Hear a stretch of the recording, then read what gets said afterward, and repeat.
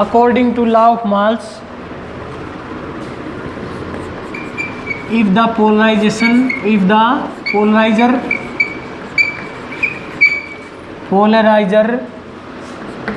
and analyzer have angle theta in their planes, उनके बीच में अगर थीटा एंगल है उनकी प्लेन्स के बीच में, then the intensity of light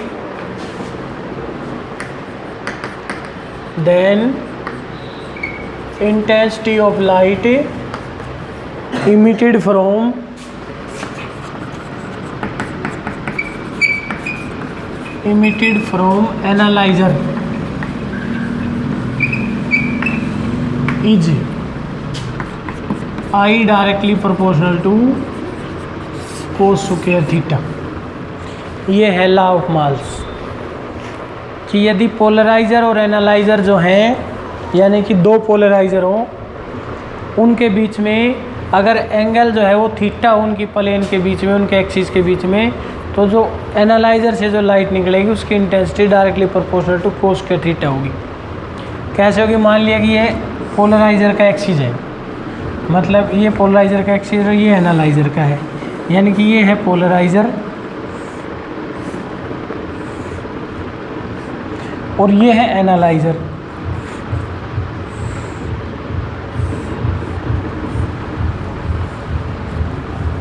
ठीक है, यहाँ से लाइट जो भी जा रही है पहले इसमें से पास होगी, ये अनपोलराइज है तो पहले उसको पोलराइज कर देगा, फिर अगले में से फिर पास होगी। तो मान लिया कि ए नोट, ये जो है A naught is equal to amplitude of light through polariser, जो पोलराइजर है उसका एम्पलीट्यूड, देन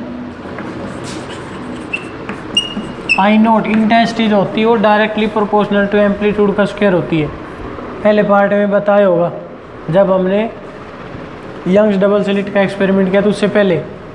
तो ये I naught is equal to K A naught का स्क्वायर हो जाएगी, और if A is equal to amplitude, ये हो जाए amplitude of light passing through, जो लाइट पास हुई है एनालाइज़र से जो लाइट पास हुई है उसका एम्पलीट्यूड मान लिया हमने A, then A is equal to, A जो होता है, अब ये दो वेक्टर हो, मान लो भाई हमारे पास एक वेक्टर हमारे पास ये ए हो, ये हो हमारे पास ए नोट और ये है ए, तो ए का ए नोट की तरफ कंपोनेंट क्या होगा? एंगल हो थीटा। ए नोट का ए की तरफ कंपोनेंट इधर, इस वेक्टर का इधर कंपोनेंट क्या लिया जाता है? Cos theta. तो इसका मतलब ए हो जाएगा हमारे पास ए नोट कोस थीटा, तो इसका मतलब ये ए नोट कोस थीटा हो जाएगा।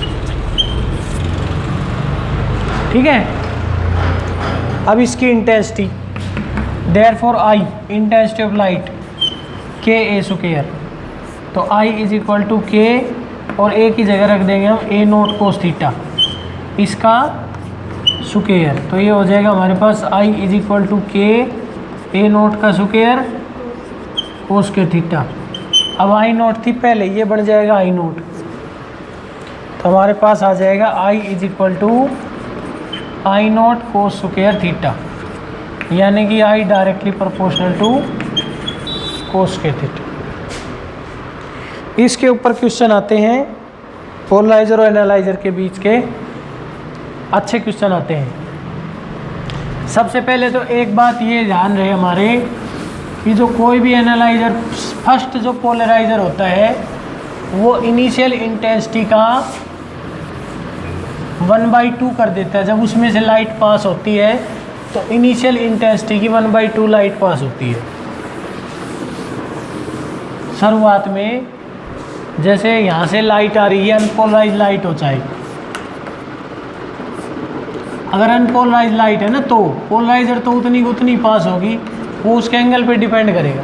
ये अनपोलराइज लाइट है और इसकी इंटेंसिटी आई नोट है और इस पोलराइजर में से ये पास हो रही है, तो यहाँ पे इंटेंसिटी जो निकलेगी वो आई नोट बटे 2 निकलेगी। ये ध्यान रखना।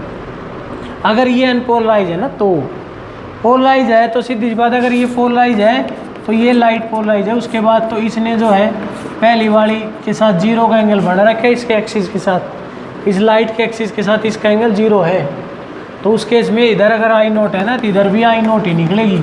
लेकिन अगर जो अनपोलराइज लाइट की इंटेंसिटी आई नोट है तो फर्स्ट पोलराइजर में से कितनी निकलेगी, आई नोट बाई 2। उससे आगे लॉ ऑफ मास लगता चला जाएगा। फॉर एग्जांपल जैसे ये कह दें कि हमारे पास ये 2 पोलराइजर है ऐसे, यहाँ अनपोलराइज लाइट है यानी आई नोट की, और एक पोलराइजर ये है, इन दोनों पोलराइजर के बीच का जो एंगल है वो है 90 डिग्री। एक थर्ड पोलराइजर हमने यहाँ रख दिया और उसने पहले के साथ 30 डिग्री का एंगल बढ़ाया है, तो ये बताओ कि जो यहाँ लाइट जो पास होगी यानी कि उसकी इंटेंसिटी I3, जैसे कि इसमें से निकलेगी I1, फिर बीच वाले में से निकलेगी I2 और इसमें से निकलेगी, तो I2 I3 बताओ कितनी होगी। ऐसे क्वेश्चन आएंगे।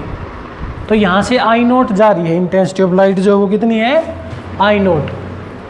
अब क्योंकि पहले और तीसरे के बीच में 90 डिग्री का एंगल है, उसके बीच में कोई तीसरा डाल दिया, उसका पहले से 30 डिग्री का एंगल है, तो दूसरे से कितने का हो जाएगा भाई, ये पहला और ये तीसरा, इनके बीच का एंगल 90, बीच में डाल दिया कोई और, उसका यहाँ से 30 है, तो इधर कितना बच गया, बस ये काम करेगा। अब इसका मतलब इसके और इसके बीच का जो थीटा है वो है 30 डिग्री, और इसके बीच का थीटा है वो, तो पहले हमने ये निकालनी, तो I1 वो तो हो जाएगी डायरेक्ट आई नोट बाई 2, क्योंकि ये आई नोट थी अनपोलराइज लाइट। अब यहाँ से जो निकलेगी I2 जो निकलेगी वो होगी I1 कोस स्क्वायर 30 डिग्री। अब I1 की वैल्यू पुट करो आई नोट बाई 2 और कोस स्क्वायर 30 की वैल्यू पुट करो, कोस के 30 हो जाएगा हमारे पास, कोस 30 की वैल्यू कितनी होती है, √3/2, तो इसका स्क्वायर हो जाएगा 3/2, यानी कि 3 आई नोट बाई 4, ये होगी I2। समझ में आया। फर्स्ट से जो निकलेगी वो आई नोट बाई 2, सेकेंड से जो निकलेगी वो I1 का लॉ ऑफ मास लग जाएगी इन दोनों के बीच में, क्योंकि इसमें से I1 इस पर इंसिडेंट हुई है, तो इसलिए पहली वाली इंटेंसिटी को लगेगा लॉ ऑफ मास, तो I1 कोस स्क्वायर 30। अब जो I3 होगी वो होगी हमारे पास I2 कोस स्क्वायर 60, ये होगी हैं।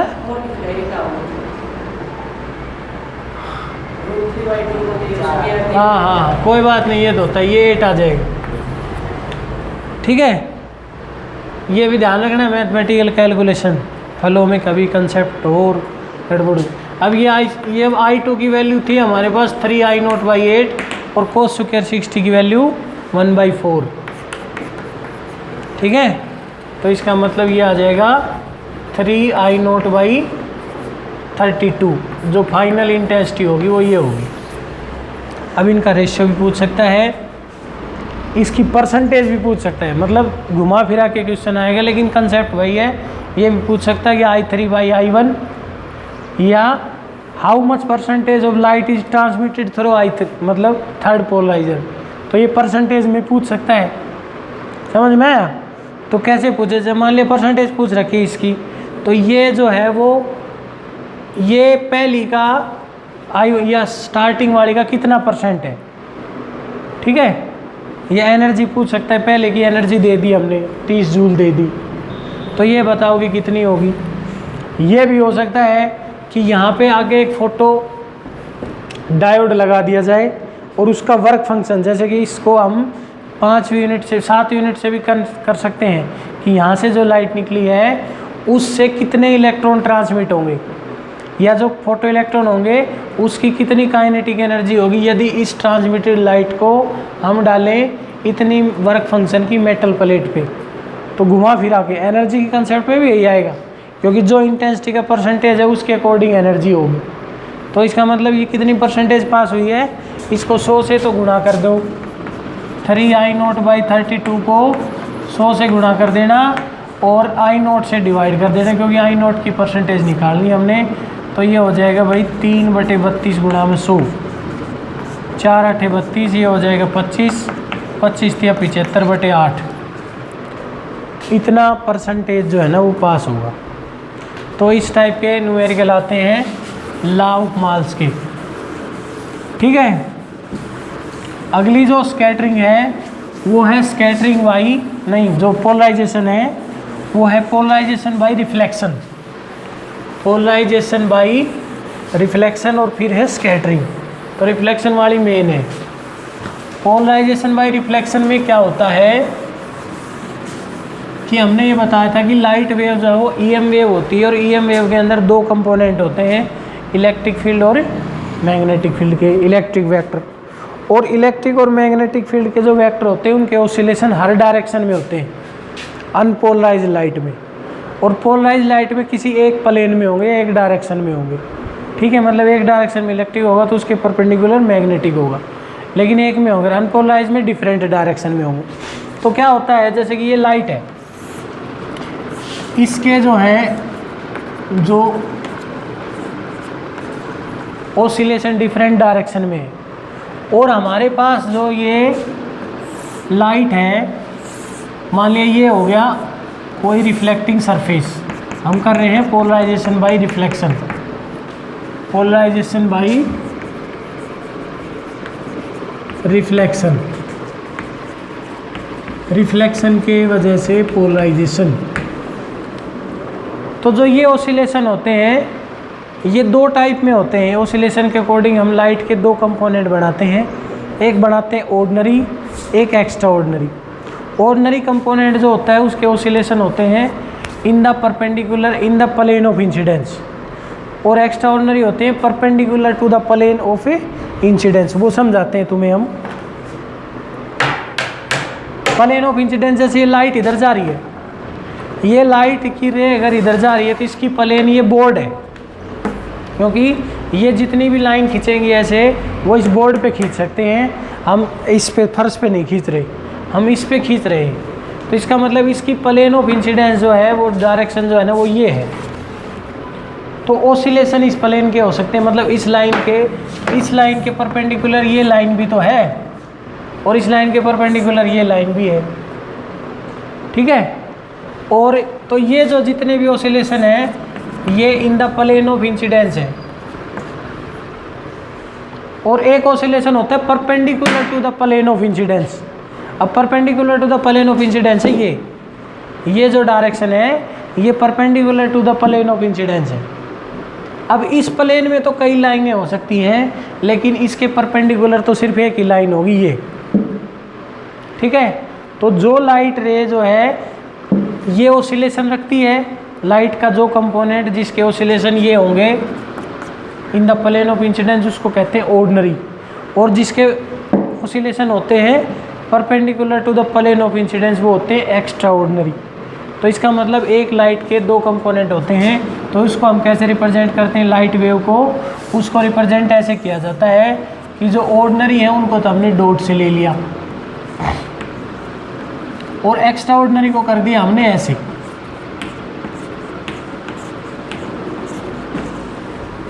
ठीक है,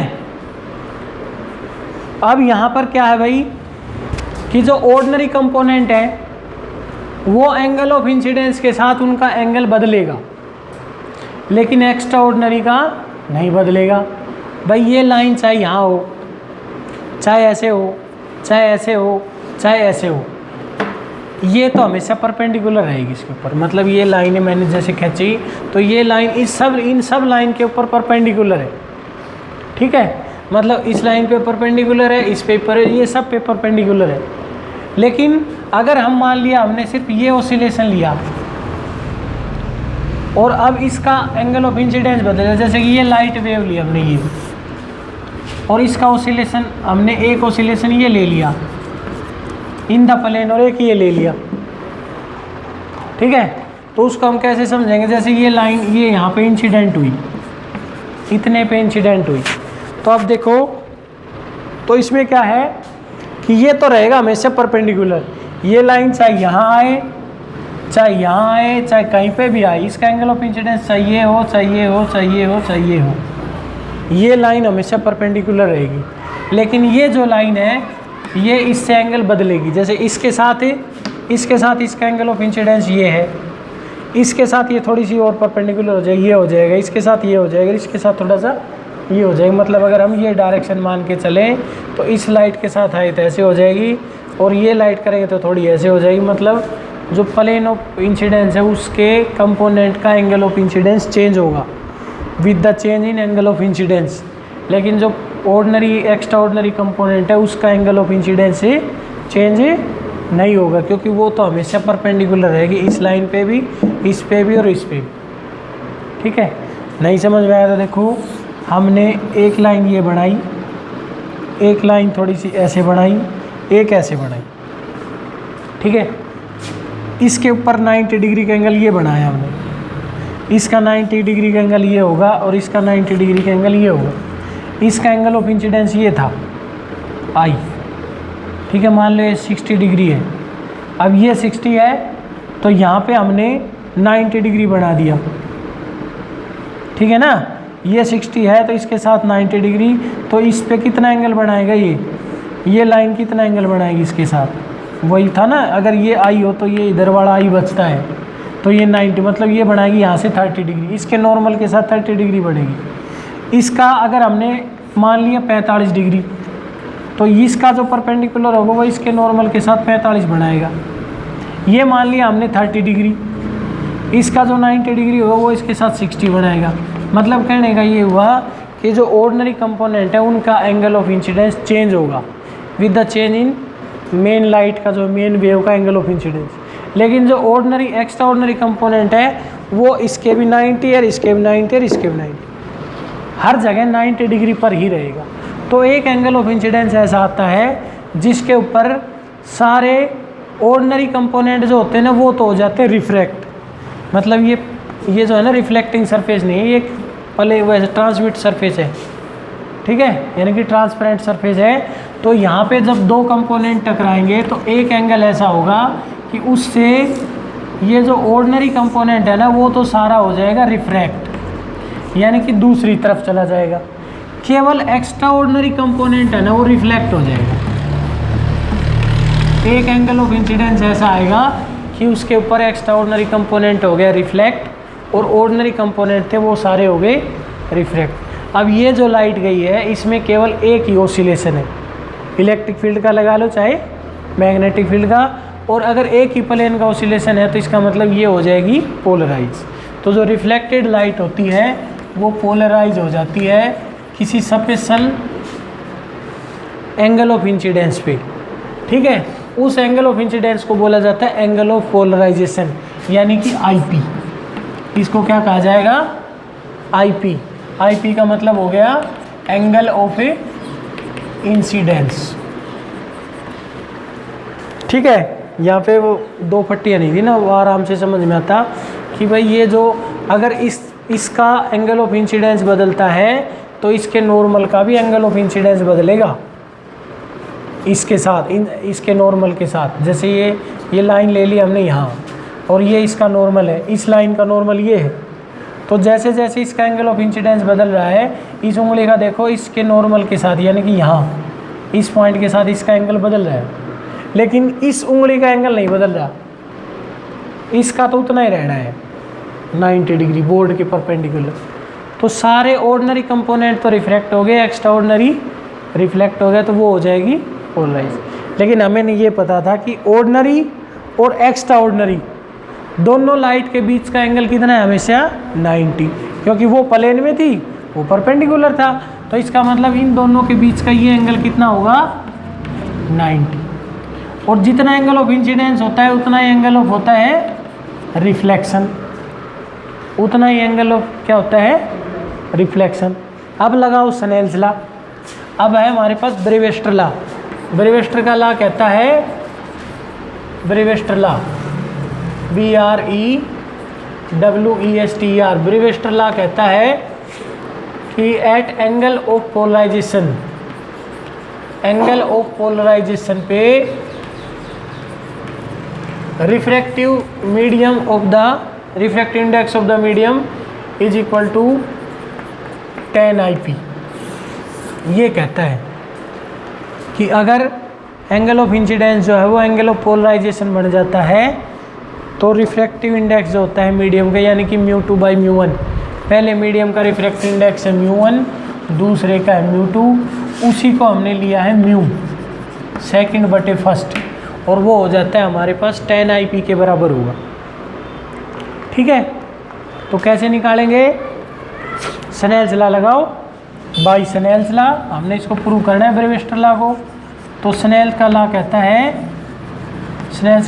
है भाई sine I by sine R is equal to second by first, और इसी को हमने कहा है म्यू। अब I की जगह तो हमने करना है IP, लेकिन R बच गया साइन R। उसके लिए ये यहाँ से लेके चलो कि जितना एंगल ऑफ इंसिडेंस उतना है रिफ्लेक्शन, और ये रिफ्रैक्शन हो गया, R is equal to angle of refraction, और इस लाइट में इस लाइट के बीच का एंगल कितना है 90। तो इसका हम लिखेंगे कि एज IP प्लस में 90 प्लस में R, और तीनों का जोड़ कितना होना चाहिए 180 डिग्री।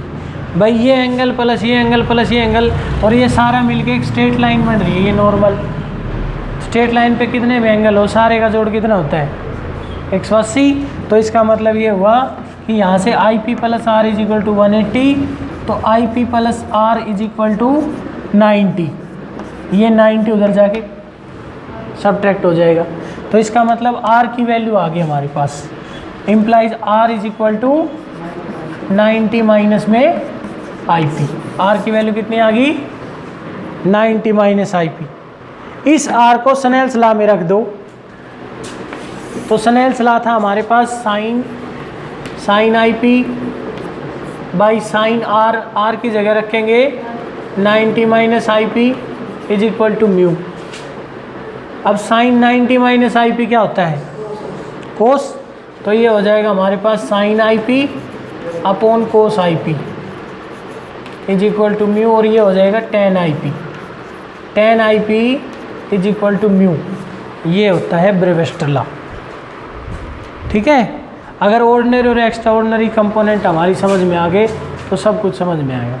जो ऑर्डिनरी जो रे होती है उसके ऊपर फ़र्क पड़ेगा किसका, एंगल ऑफ इंसिडेंस का, लेकिन एक्स्ट्रा ऑर्डिनरी कंपोनेंट पे कोई फ़र्क नहीं पड़ता।